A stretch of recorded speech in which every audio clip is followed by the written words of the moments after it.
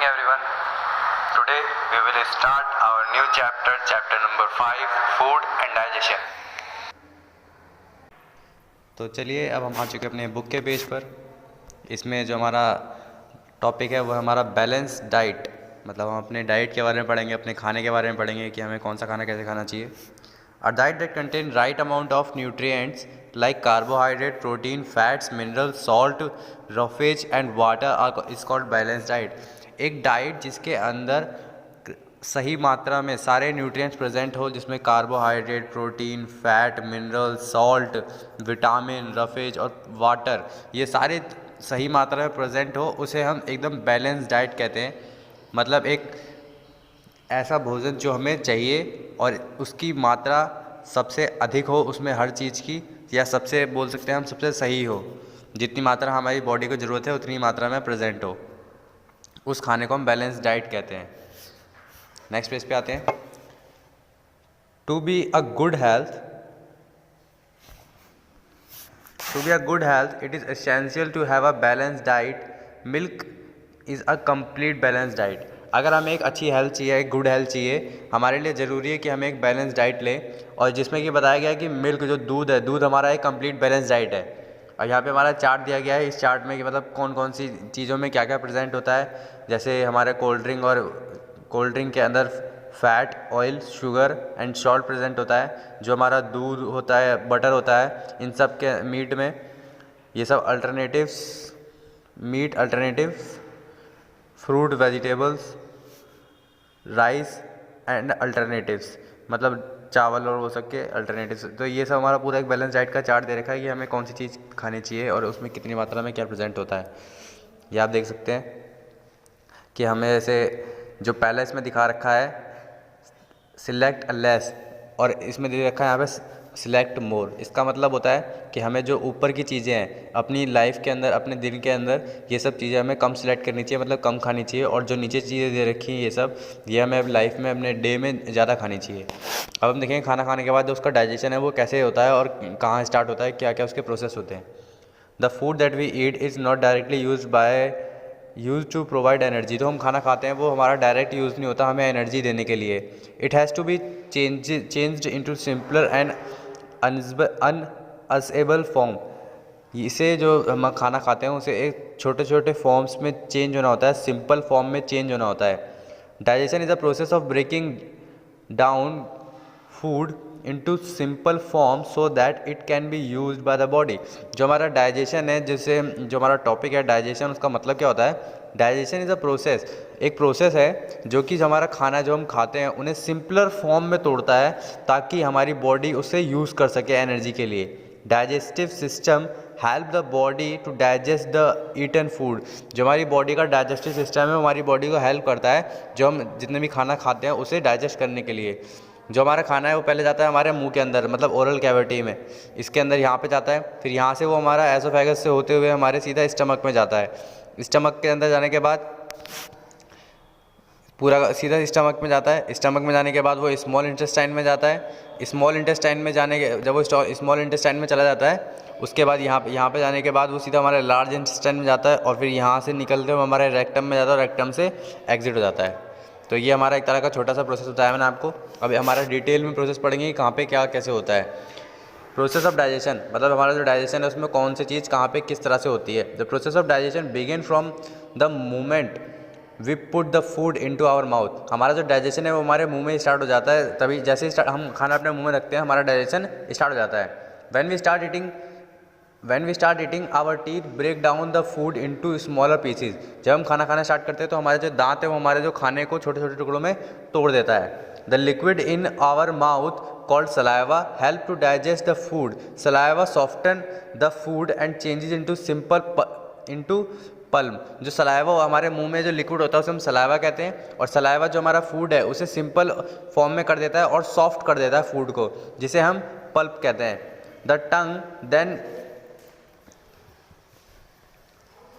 The tongue then push bite of this mashed food into the throat where it is swallowed. जो हमारी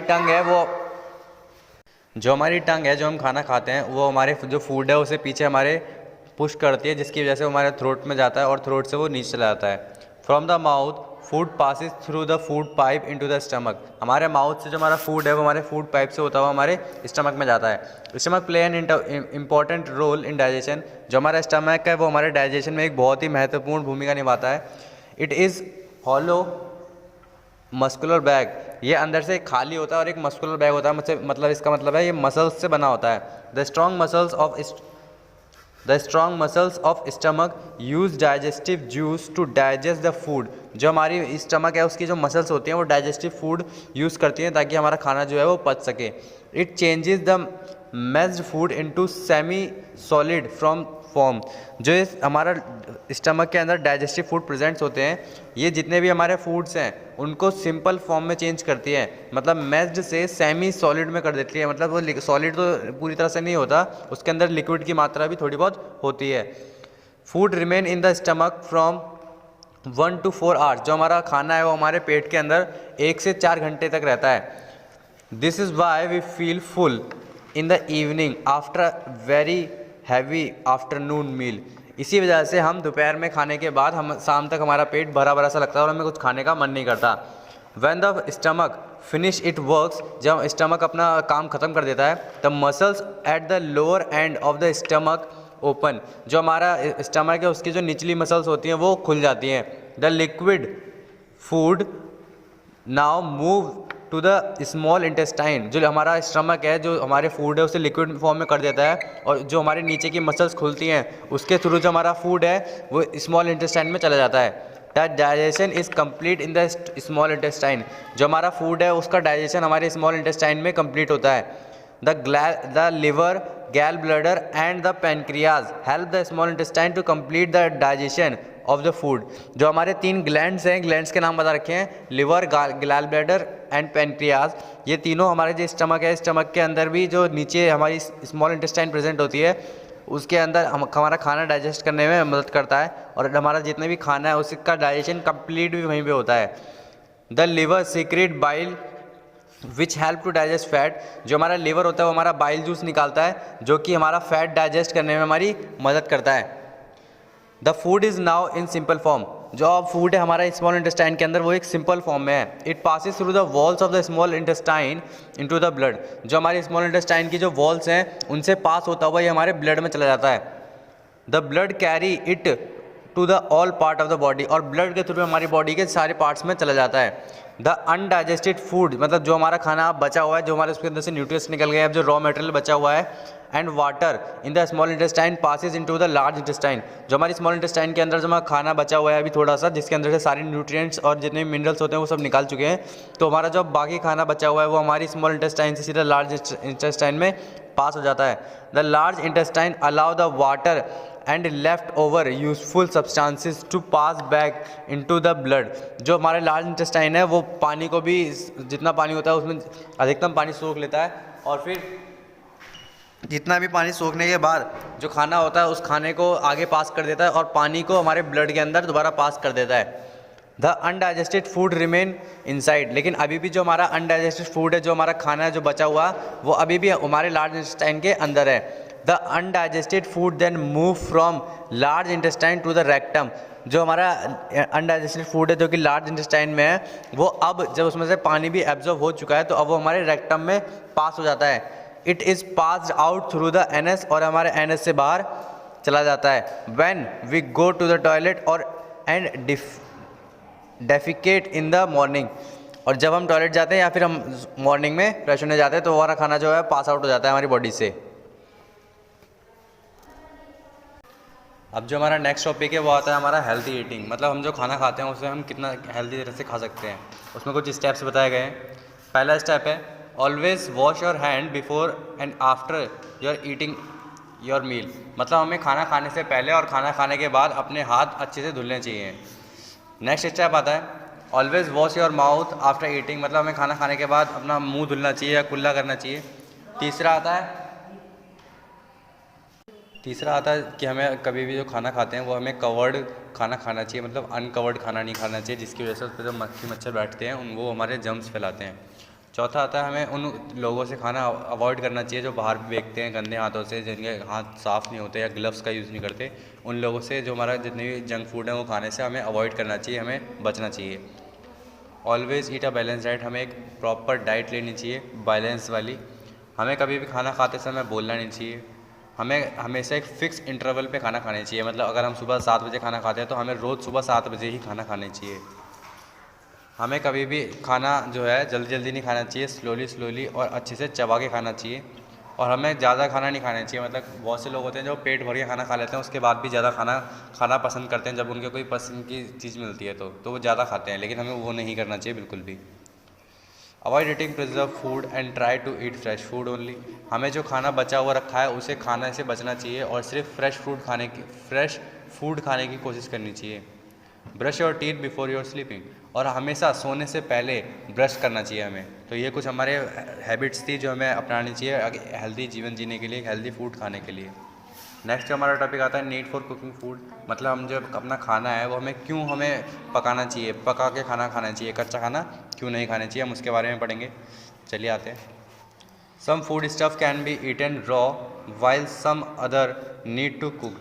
कुछ खाने ऐसे होते हैं जो हम कच्चा खा सकते हैं, लेकिन कुछ खाने ऐसे होते हैं जो हमें पका के खाने चाहिए। Cooking kill germs and also make the food soft tasty and easy to digest. जो हमारी कुकिंग है वो हमारे खाने में जम्स जितने भी होते हैं उन जम्स को मार देती है, और जो हमारा फूड है उसे सॉफ्ट बनाती है, टेस्टी बनाती है और आसान बनाती है ताकि हम उसे पचा सकें। While cooking the food we must keep in mind the following things. हमें अपना खाना बनाते समय कुछ जो हमारे पॉइंट्स हैं उन्हें अपने दिमाग में रखना चाहिए। Wash all the raw food stuff well before cooking so as to free them from dust and germs. हमें अपना जितने भी खाना है उसे बनाने से पहले, उसे पकाने से पहले, उसे कुकिंग से पहले अच्छे से धुलना चाहिए ताकि उसमें जितना भी डस्ट है और जर्म्स है वो बाहर चले जाएँ। Do not throw away the water in the pulses और gram are soaked as it contain vitamins. जो हमारा दाल है उसे जब भिगो के रखते हैं तो उसका जो पानी है वो हमें फेंकना नहीं चाहिए, क्योंकि उनके अंदर विटामिन्स होते हैं जो हमारे दाल हैं और जो हमारा चने हैं, और उसे खाने को हमारे खाना बनाने में यूज़ करना चाहिए। Do not wash vegetable and fruit after cutting them. जो हमारे वेजिटेबल हैं और फ्रूट्स हैं उन्हें हमें काटने के बाद नहीं धोना चाहिए, काटने से पहले धोना चाहिए। They lose their nutrients if they washed after cutting. अगर हम उन्हें काटने के बाद हमें धुलते हैं तो वो अपने न्यूट्रिएंट्स को खो देते हैं, मतलब उनके न्यूट्रिएंट्स पानी के साथ ही चले जाते हैं। For boiling take just enough water so that water which has absorbed nutrients from the food is not thrown away. मतलब हमें जब भी हमने कुकिंग करनी चाहिए तो हमें थोड़ा सा वाटर लेना चाहिए, इतना वाटर कि उसमें जो हमारी बॉइलिंग है वो हो जाए, मतलब उबल जाए कोई भी चीज़, ताकि जो उसमें जो हम चीज़ उबाल रहे हैं, जो अपना खाना बना रहे हैं, उसका जो न्यूट्रिएंट्स है वो कम से कम ही खोएं। मतलब हमें ज़्यादा से ज़्यादा न्यूट्रिएंट्स का खाना बनाना चाहिए और उसके लिए हमें थोड़ा पानी यूज़ करना चाहिए। डू नॉट ओवर कुक और ओवर हीट और reheat, it destroy all the nutrients. हमें अपने खाने को ज़्यादा पकाना नहीं चाहिए और बार बार गर्म नहीं करना चाहिए, जिसकी वजह से अगर हम बार बार गर्म करते हैं तो हमारी जो खाना है उसका जो न्यूट्रिएंट्स है वो न्यूट्रिएंट्स सारे चले जाते हैं।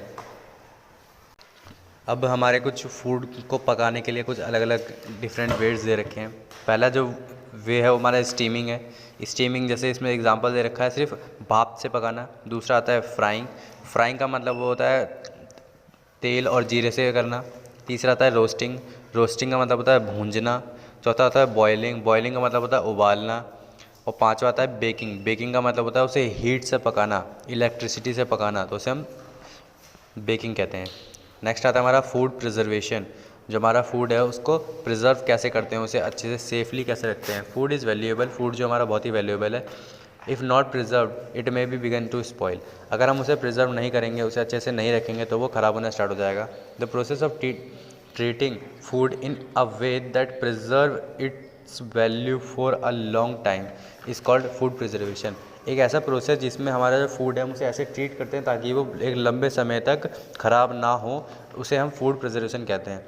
Food can be preserved by boiling the milk, freezing the meat, dehydrated the vegetable, salting the pickles, sweetening the jam, canning the fruit and juices. जो हमारा फूड है उसे प्रिजर्व करने के लिए हम नॉर्मल हमारे घरों में इस्तेमाल करते हैं, जैसे जो दूध है उसे उबाल देते हैं, और जो मीट है उसे फ्रीज में रख देते हैं, जो वेजिटेबल है उन्हें डिहाइड्रेट करके मतलब फ्रीज में रख देते हैं। सॉल्टिंग द पिकल्स, हमारी पिकल्स हैं, हमारे चिकल्स हैं, उन्हें सॉल्ट डाल के रख देते हैं। और काफ़ी सारी चीज़ें जो हम अपने नॉर्मल घर में यूज़ करते हैं, घरों में यूज़ करते हैं। Milk can be saved by pasteurisation. जो मिल्क है उसे हम पैस्चुरेशन के द्वारा सेव कर सकते हैं। Pasteurisation is the process of heating the food which is usually a liquid. जो पैस्चुरेशन है वो एक प्रोसेस होता है जिसमें हम अपने फूड को, अपने खाने को गर्म करते हैं, जो कि एक लिक्विड होता है, या कह सकते हैं हम लिक्विड की फॉर्म में होता है। टू अ स्पेसिफिक टेम्परेचर, एक स्पेसिफिक टेम्परेचर पे, for a predefined length of time, then immediately cooking it after it remove from the heating. और जैसे ही वो हीट से रिमूव होता है उसे इमीडिएटली हम उसे कुक कर लेते हैं, उसे पक। नेक्स्ट जो हमारा मेथड आता है वो होता है हमारा sun drying method. Sun drying method होता है कि हम जो अपना खाना है, जो हमारा जो भी हम चीज़ें प्रिजर्व करना चाहते हैं उसे हम सूरज में सुखा के प्रिजर्व कर सकते हैं। जैसे मिंट हो गया, कोरिएंडर हो गया, आर ड्राइड फॉर स्टोरेज। जो हमारे कुछ ऐसे, जैसे पुदीना है, एग्जांपल बता रहा हूँ आपको, पुदीना है, पुदीना को लोग रखने के लिए उसे क्या करते हैं, उसे हरा पुदीना लेके आते हैं, उसे धूप में सुखाते हैं और फिर लंबे समय तक हमारे घरों में, हमारे बॉक्सेस में रखा रहता है बिना ख़राब हुए। Food can be freeze to lower temperature for preservation. एक फूड को हम फ्रीज़ भी कर सकते हैं, उसे जमा भी सकते हैं अगर उसे हमें लंबे समय तक रखना है। Example meat, milk, egg etcetera are kept in the refrigerator. Example के लिए दे रखा है उसने मीट मतलब मांस, मिल्क मतलब दूध, एग मतलब अंडा, आर कैप्ट इन रेफ्रिजरेटर मतलब उन्हें हम फ्रीज में रखते हैं ताकि हम उसे लंबे समय तक प्रिजर्व कर सकें, उन्हें बिना ख़राब हुए रख सकें। तो ये हमारा चैप्टर आज ख़त्म होता है। आपको जितने भी उसके क्वेश्चन आंसर्स हैं, जो फिलअप्स हैं, जो वर्ड मीनिंग्स हैं, वो आपको इसी वीडियो के लास्ट में अब मिल जाएंगे। आपको वीडियो रोकनी है और फिर वो क्वेश्चन आंसर करने हैं। आप सभी को जो बुक का वर्क है वो बुक के अंदर फिल करना है, और कॉपी का वर्क मैं आपको सेंड कर दूंगा, आपको उसमें कॉपी में फिल करना है। तो ये आपका बुक का वर्क है। आपको यहाँ पे वीडियो पॉज करनी है, मतलब रोकनी है, और फिर ये बुक का वर्क जैसे MCQ है और फिलअप्स हैं, ये सब आपको फिल करना है। नेक्स्ट है यहाँ पे फिलअप्स और ट्रू फॉल्स। यहाँ पे वीडियो आपको रोकनी है और फिर ये सब आपको फिल्स करना है। आपको मैच द फॉलोइंग भी बुक के अंदर ही करना है। और क्वेश्चन आंसर और वर्ड मीनिंग मैंने आपको भेज दिए थे, लेकिन मैं आज भी आपको कुछ क्वेश्चन आंसर और वर्ड मीनिंग भेजूँगा, आपको वो भी कॉपी के अंदर करने हैं नेक्स्ट पेज से, या अगर उसके नीचे जगह हो तो उसी के नीचे से कर देना।